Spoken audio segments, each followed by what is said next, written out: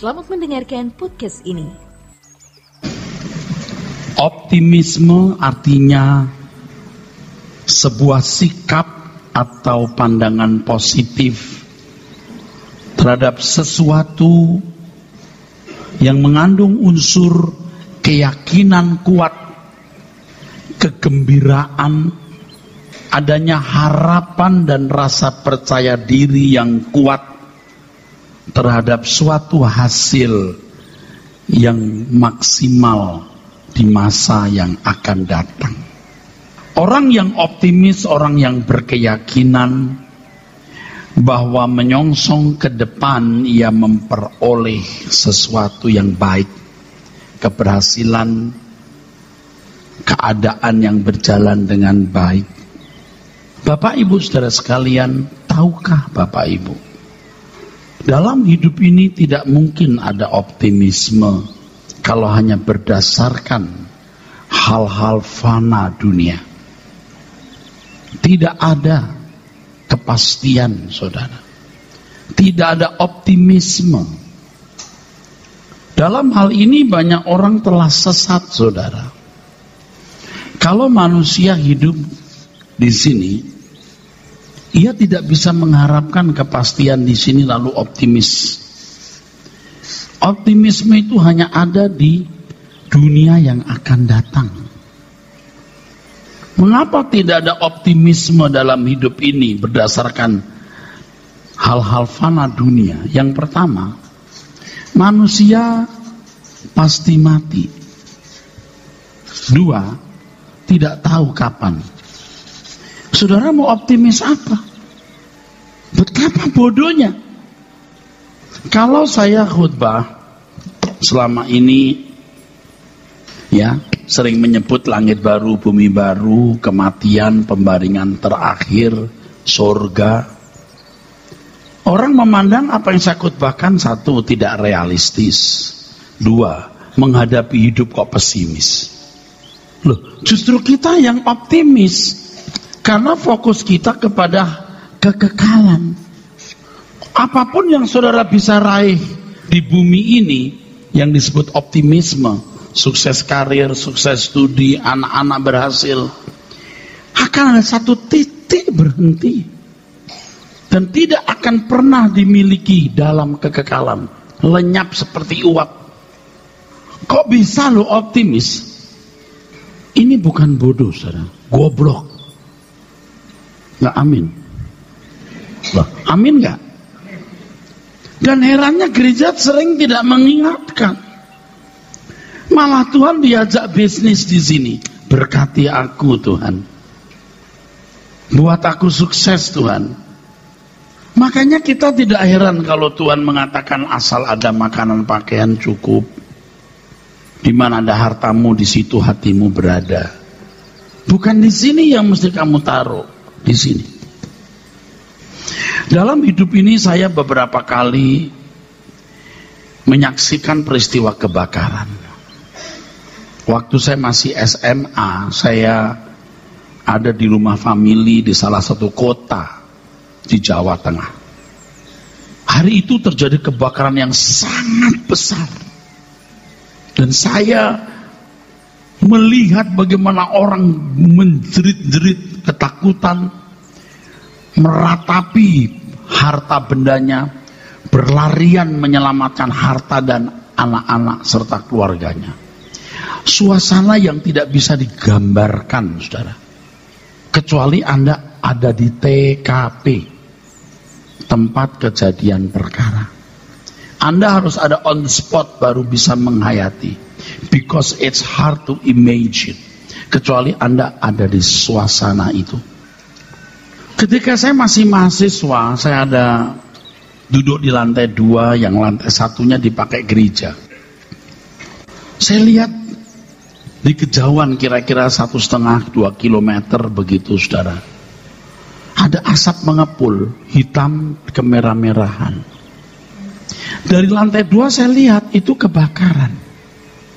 Dan ini ada di wilayah di mana anak-anak remaja tinggal. Saya ketua remaja waktu itu, saudara. Ada satu klaster atau tempat begitu yang rata-rata orang-orang Bangka Belitung. Nah, keluarga saya ini dan istri saya ini dari Bangka, saudara, ya, Pulau Bangka. Saya lari atau saya naik sepeda waktu itu, saya lupa. Ketika sampai di tempat, saya melihat seorang remaja, namanya masih ingat, Akim.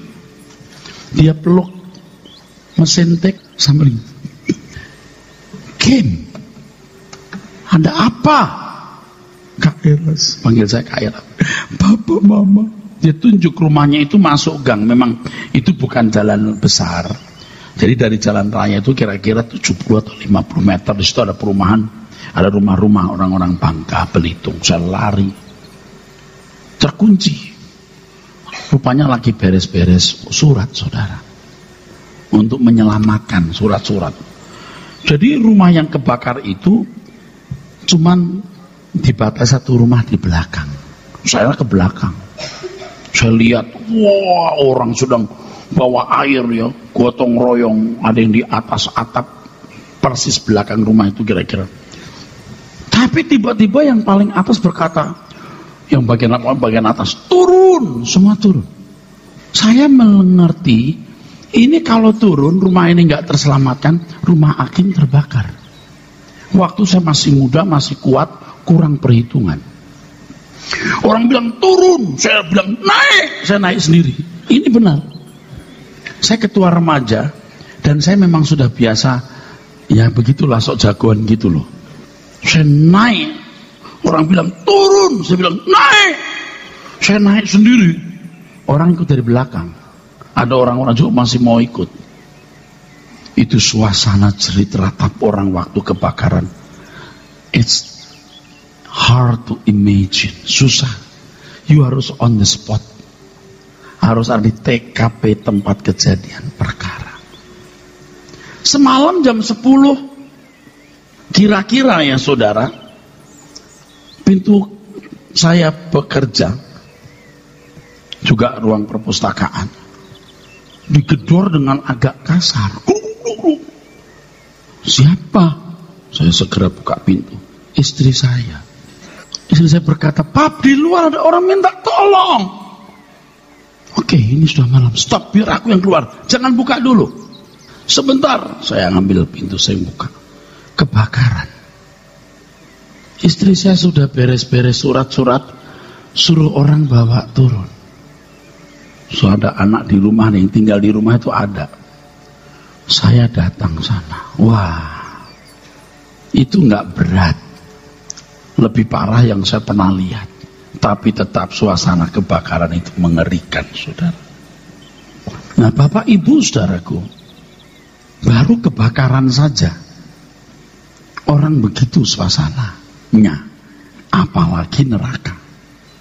Tapi orang tuh kok nggak takut itu, nggak sungguh-sungguh mempersiapkan diri menghadapi realitas kekekalan. Saudara jangan ceroboh ya. Semua tenang, aman, aman. Jangan ceroboh. Jangan seperti anak nakal yang nyolong, berkelahi, mengkonsumsi narkoba, dinasehati, tidak mau nurut, dimarahi lebih galak. Giliran ditangkap polisi, baru gini.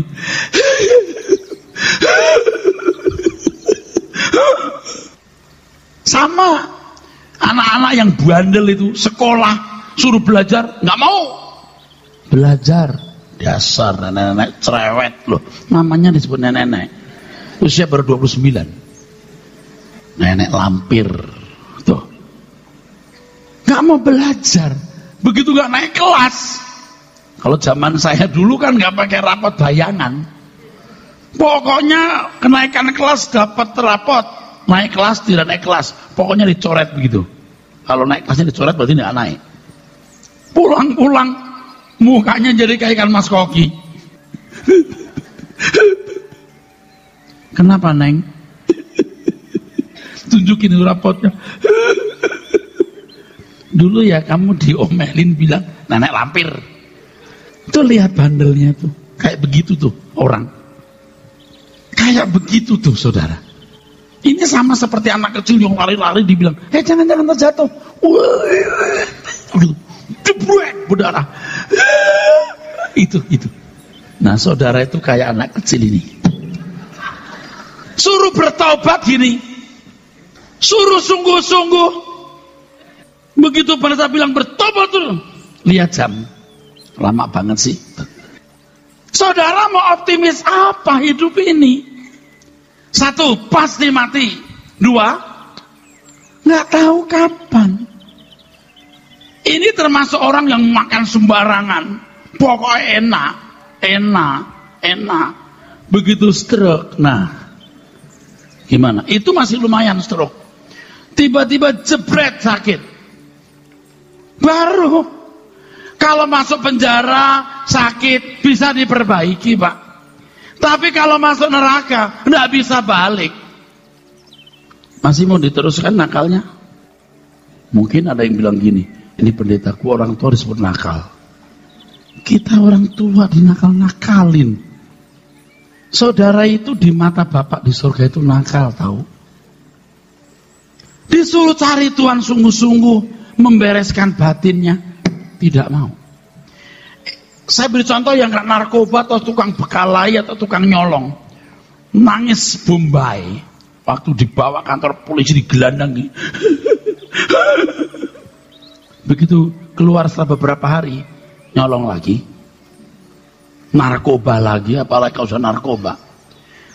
Artinya, batinnya belum dibereskan. Tidak sedikit copet maling yang masuk penjara digebukin. Babak belur, nyaris mati.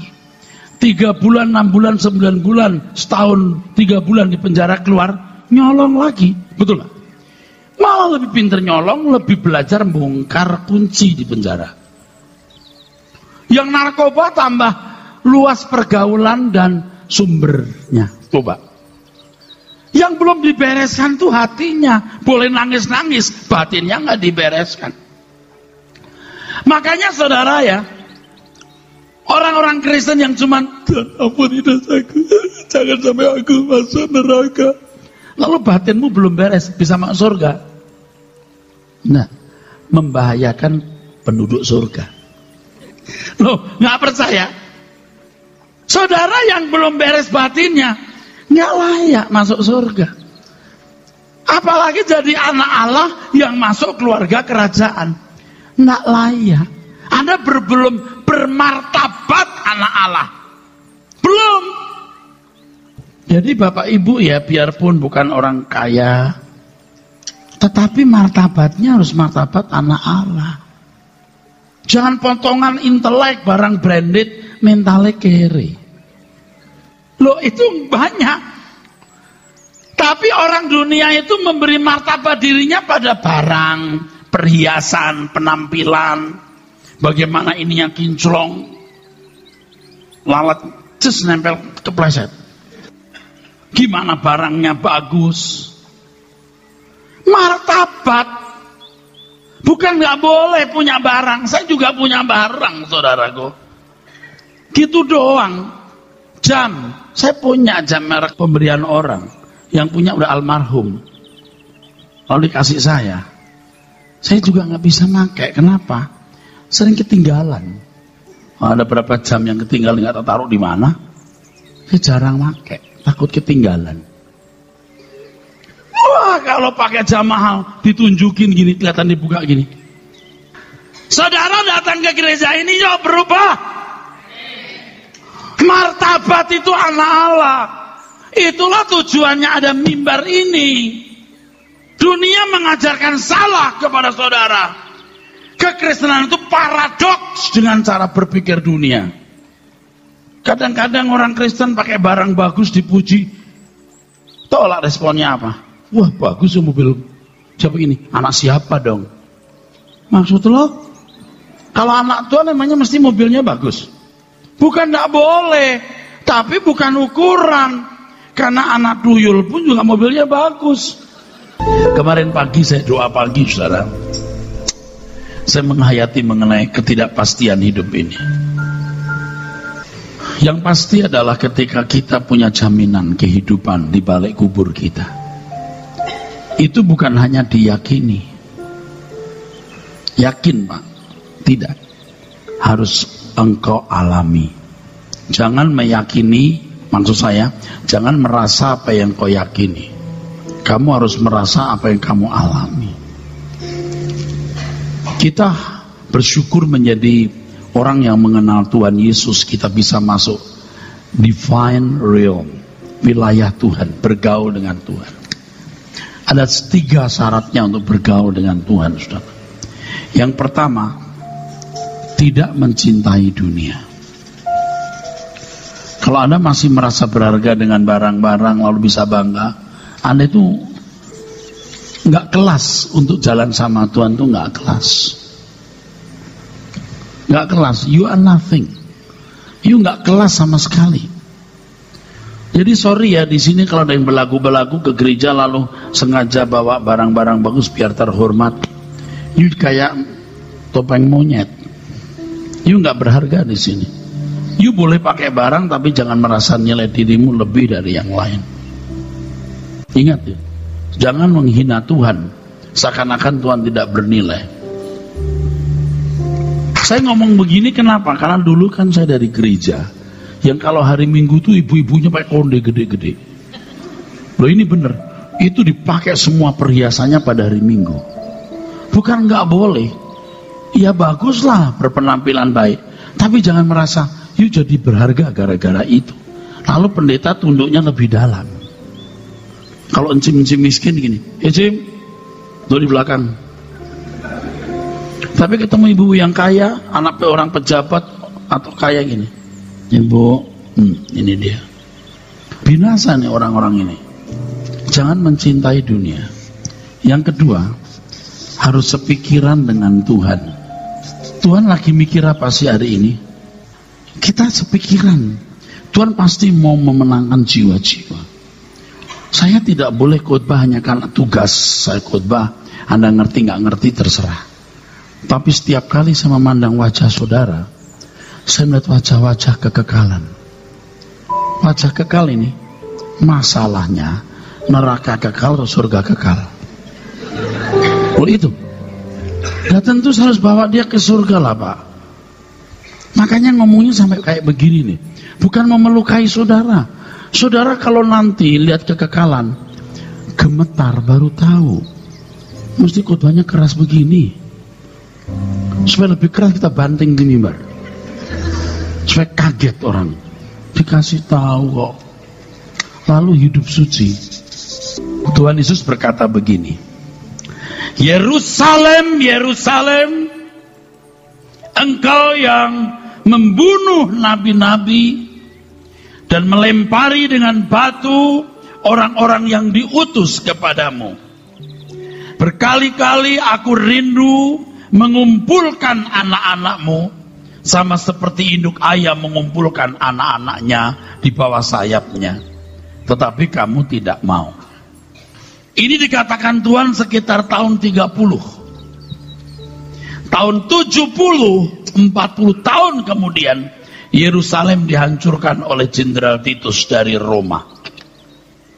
Yosefus, seorang sejarawan yang hidup pada masa-masa itu, menulis mayat-mayat bergelimpangan di jalan-jalan Yerusalem. Bait Allah yang diyakini, diterima dan dianggap sebagai simbol kehadiran Allah, dihancurkan, dibakar. Gladiator-gladiator hebat dari Roma menggali fondasi dari bangunan bait Allah tersebut, sebab mereka meyakini di bawah fondasi itu ada lempengan emas. Di situ apa yang dikatakan Tuhan dipenuhi, digenapi. Tidak ada batu yang terletak di atas batu yang lain. Tragis sekali saudara. Alkitab mencatat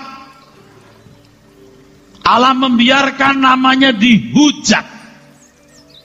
Hari Jumat saya sudah menyinggung sedikit ini. Dihujat. Atau pada waktu hari suara kebenaran. Dihujat artinya direndahkan, dicemooh. Hal ini juga mengingatkan saya dengan peristiwa jatuhnya Bizantium. Turki dulu itu negara Kristen, pusat agama timur yang berkedudukan di Bizantium. Di Bizantium itu ada gereja termegah di dunia yang namanya Hagia Sophia. Hagia Sophia artinya hikmat suci.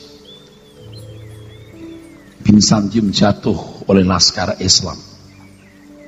Gedung megah itu sempat jadi masjid, sekarang jadi museum. Lukisan-lukisan yang bagus dirusak. Tulisan-tulisan Arab dipajang di atasnya sampai hari ini. Kalau Anda kedatang ke sana itu nampak. Itu gereja Kristen, pusat gereja timur. Gereja timur dunia. Tuhan membiarkan Allahnya orang Kristen membiarkan dirinya dihujat atau dihina. Kenapa? Orang-orang Kristen memang mengadakan kebaktian di gereja itu. Mereka hanya Kristen di gereja, Kristen 2 jam, Kristen hari Minggu, tapi tidak Kristen sepanjang waktu. Tidak heran kalau martabatnya bukan martabat anak Allah. Bayangkan saudara, betapa tragisnya waktu Yerusalem jatuh, Bizantium jatuh. Di mana Allahnya orang Israel, di mana Allahnya orang Kristen? Allah membiarkan dirinya dihujat. Begitu Alkitab. Jangan sampai saudara dibawa ke keadaan itu. Mengerikan saudara. Lukas 17 ayat 26 sampai 33. Mari kita baca saudaraku. Lukas 17 ayatnya 26 kita mulai dan ayat berikut sampai 33. Dan sama seperti terjadi pada zaman Nuh, demikian pula lah halnya kelak pada hari Anak Manusia. Yang bicara Tuhan Yesus. Ini nanti akan terjadi loh. Seperti yang pernah terjadi pada zaman sebelum air bah, juga akan terjadi di zaman sebelum Tuhan Yesus datang. Suasana dunianya mirip. Apa? Mereka makan dan minum, mereka kawin dan dikawinkan. Ya, mereka makan, minum, kawin dan dikawinkan. Kehidupan langsam. Orang sibuk dengan perkara-perkara dunia fana. Terus sampai kepada hari Nuh masuk ke dalam bahtera, lalu datanglah air bah dan membinasakan mereka. Enggak. Jadi pada waktu Nuh berkata, ayo masuk bahtera, bumi ini akan dihancurkan. Orang mengolok-olok Nuh. Dikatakan dalam firman Tuhan, dia pemberita kebenaran. Tapi Nuh diolok-olok, dihina. Pada waktu hujan turun, mereka juga masih tidak alert. Mulai banjir, kurang alert. Sudah banjir besar, masih kurang alert. Tapi ketika air mulai menjangkau gunung-gunung tinggi, mereka baru berteriak, Nuh, bukakan bahtera Nuh bagi kami. No way. Saudara, kalau sekarang masih punya kesempatan berubah, jangan menunda. Jangan menunda. Berubahlah saudaraku. Periksa dirimu. Apakah engkau bermartabat anak Allah?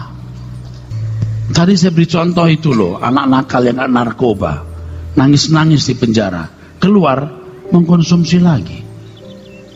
Belum diubah dalamnya. Jangan cara pikir Allah sudah mengambil dosa-dosaku, aku dibenarkan, lalu masuk surga. Membahayakan kamu di surga. Batinmu diubah dulu.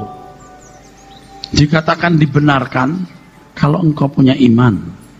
Sudah punya Pak, itu bukan iman yang menyelamatkan. Iman yang menyelamatkan itu iman yang seperti dimiliki Abraham. Hidup dalam penurutan terhadap kehendak Allah. Itu yang benar. Jangan nggak nge. Saya ajak Anda nge, sadar. Tuhan sudah ingatkan itu, orang makan minum kawin dikawinkan sampai air bah datang. Terus. Demikian juga seperti yang terjadi di zaman Lot. Mereka makan dan minum, mereka membeli dan menjual, mereka menanam dan membangun. Tapi pada hari Lot pergi keluar dari Sodom, turunlah hujan api dan hujan belerang dari langit dan Saudara lihat, baru kebakaran api yang 1-2 rumah saja orang sudah begitu mengerikan. Apalagi kalau api membakar seluruh unsur di udara. Mau sembunyi kemana? Saudara ingat Tuhan gak? Kalau ingatnya hanya hari Minggu 2 jam di gereja pun cuma ngantuk-ngantuk. Bayangin. Yang begini kok mau diingat Tuhan? You tidak menghargai Tuhan loh sebenarnya. Ayo kita berubah. Ayo kita berubah, saudaraku. Nekat, saudara. Sebenarnya nyanyi lagu yang tadi kita nyanyikan, yang ku bersedia hidup kudus. Waduh, itu mah gila, saudara. Orang lihat kita, neropong kita. Ini gembala sidang bener nggak? Teman-teman saya hampir tiap hari ketemu saya. Dia teropong hidup saya, bener nggak? Saya maksa diri, terus terang maksa diri. Kalau nggak maksa diri nggak pernah benar saya. Udah, saya juga nggak tahu kapan saya masih hidup kok, saudara. Kalau sampai saya jatuh dalam dosa, yang ikut terseret itu ribuan sampai jutaan orang loh, saudara. Makanya saya berdoa dan tolong saya didukung doa. Kalau saya berdosa, sebelum itu matikan aku, Tuhan. Serius saya minta, Tuhan, jangan sampai aku berdosa. Kalau aku berdosa, matikan aku, Tuhan. Artinya dosa-dosa yang membuat orang tersandung. Saudara mau berubah? Saudara mau hidup suci? Dengar kata suci, jangan Anda takut. Emang Pak Eras yang menentukan orang masuk surga? Itu pertanyaan orang yang tolol banget loh. Siapa aku bisa menentukan? Tapi yang saya kasih tahu itu Alkitab, bro. Emangnya benar? Makanya nuranimu mesti benar. Kalau nuranimu benar, kau baca saya kurang benar nggak? Yuk tanya Tuhan dong. Gereja ini benar nggak? Pendeta ini layak didengar nggak? Kalau nggak, yuk pindah.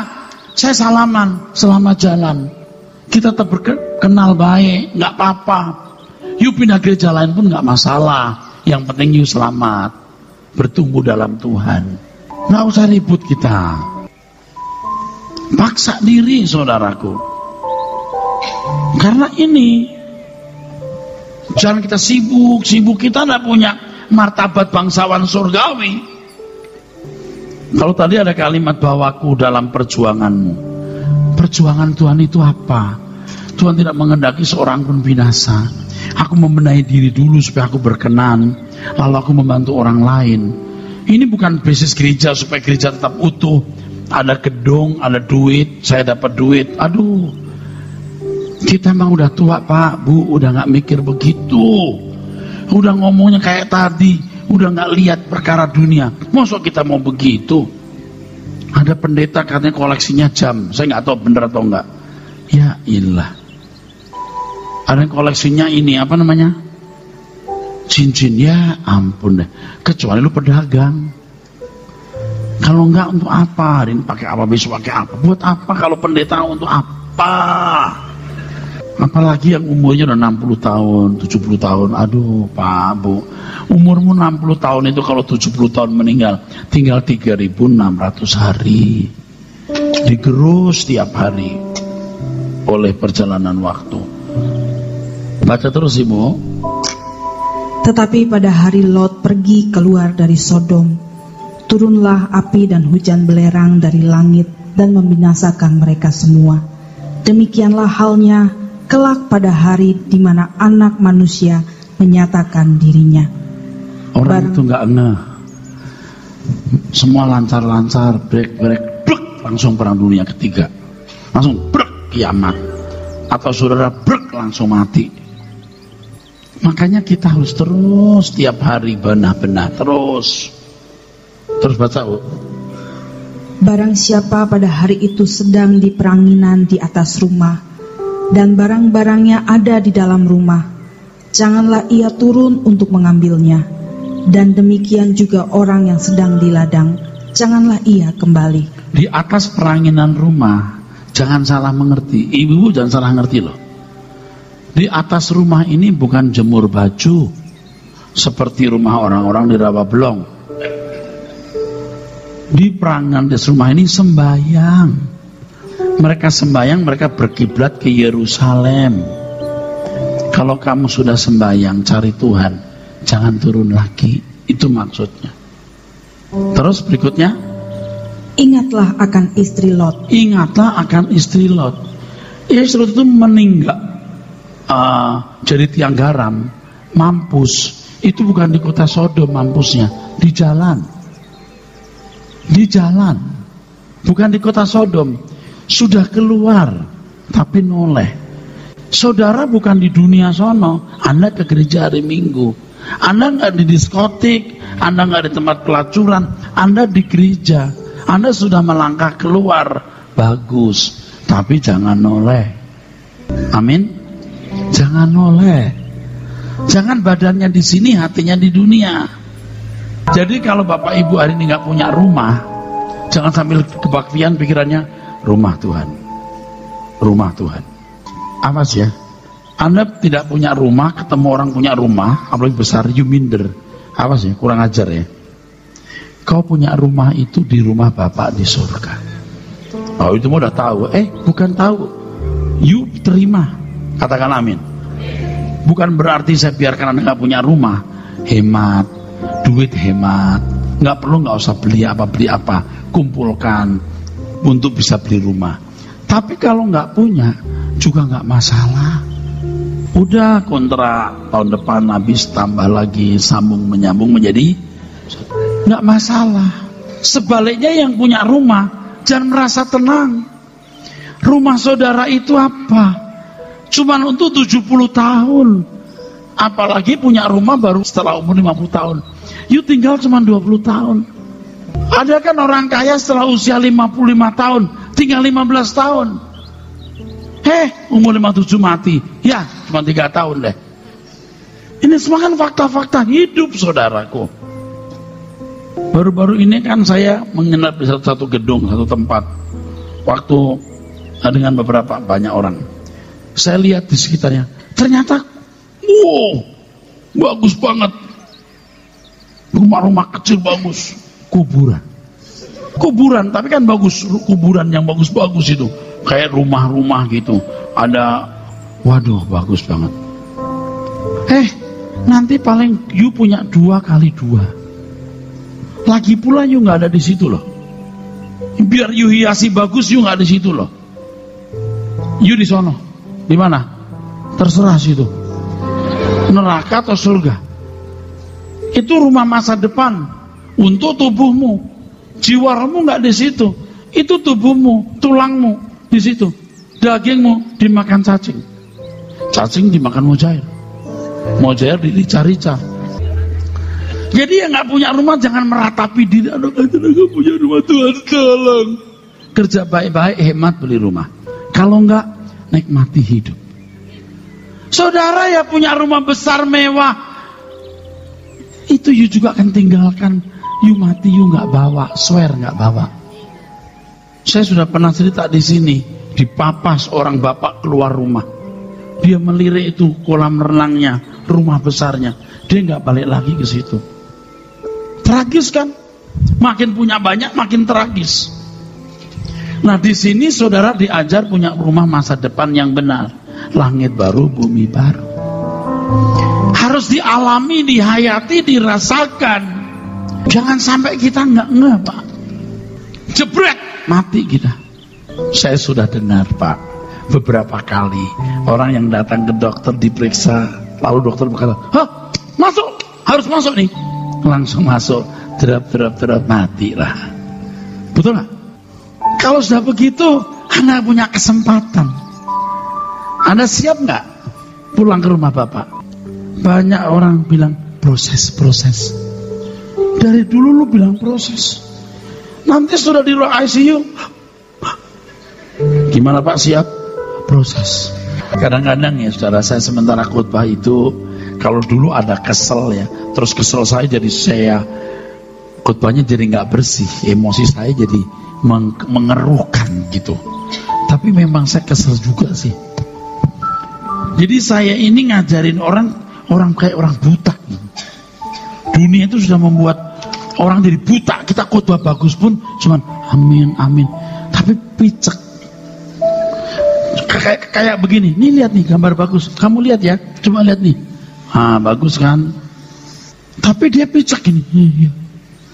Jangan sampai Anda budak picek sampai nggak pernah bisa dengar. Kalau sekarang udah tahu, oh ya bener juga, berubah. You jangan sombong, terutama yang banyak duit, yang kaya, yang terhormat, suka susah diubah loh saudara. Beberapa waktu ini di satu hotel mewah, ketemu teman dengan istri saya, lalu muncul ada ajudannya atau apa, Pak, oh di sini ya, oh Bapak ada di sini, oh ada pejabat. Begitu muncul, oh, tahu dong gayanya. Ya kita kan mesti hormat, oh, salaman, ya Pak. Terus kayak biasanya kan orang kalau ketemu nanya-nanya, oh saya enggak. Silakan Pak, silakan. Ya kita hormati, tapi kita nggak merasa. Belum lama ada seorang pengusaha dekat, dia ulang tahun merayakan.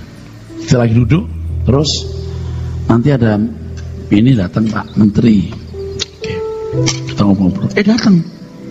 Begitu datang saya lihat, oh, wah orang kan biasa bergerak gitu, dua kalau nggak salah berdiri. Ini ada di satu restorannya. Saya langsung gini, Pak saya pamit ya. Satu, saya nggak mau ganggu beliau sama menteri ini.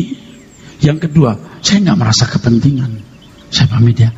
Oh Pak gimana? Ya ada apa-apa itu. Biasa aja kali. Mau hebat apa? Aku anak Allah yang maha tinggi. Ini bukan sok.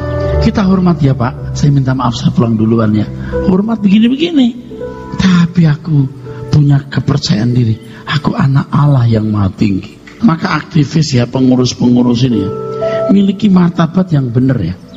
Hati-hati mulutmu, karena kamu jadi orang yang dilihat nih pengurus-pengurus. Apalagi udah jadi singer WL, dilihat. Nggak boleh berkelahi, ribut, utang nggak bayar. Utang nggak bayar belum bisa nggak masalah, tapi jangan sengaja nggak bayar. Lo nggak bener loh. Jangan sampai begitu, amin.